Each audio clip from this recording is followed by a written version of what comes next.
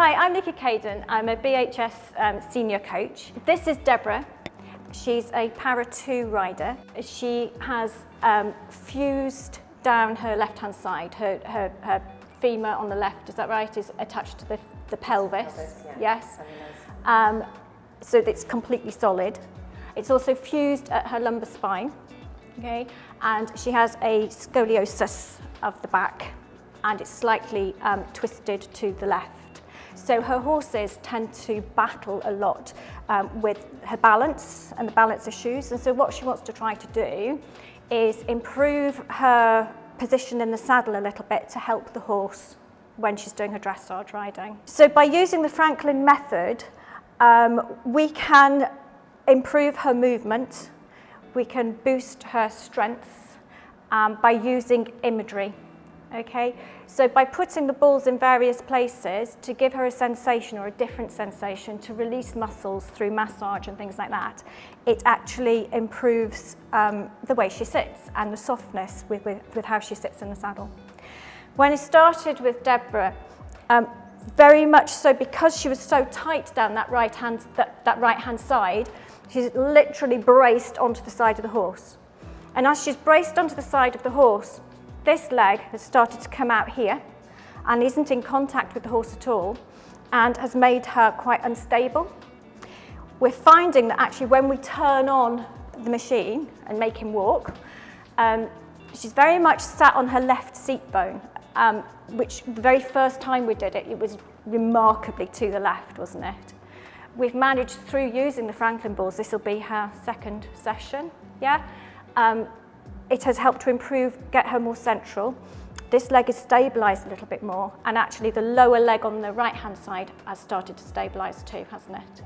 What I'm going to do now is, because this side is very, very tight and is very, very clamped onto the horse, I'm going to release through massage some of the fascia to make it softer, and also to stimulate this leg, which you don't really feel an awful lot, do you?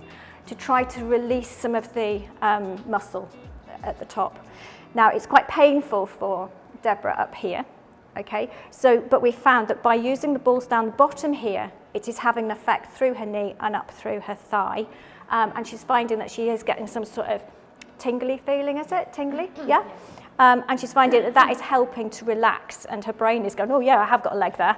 And it's sort of remembering that the leg is there, and she can, through imagery, we've decided it was going to be worms, didn't we? Yeah.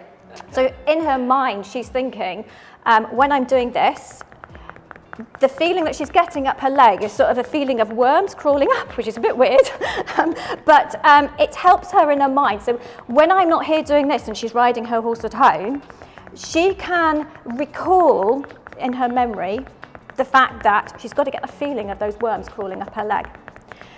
So she can actually replicate the sensation and soften that leg. Okay, and we've really found that doing the underneath of the foot is where you've got most of the feeling, wasn't it? Okay.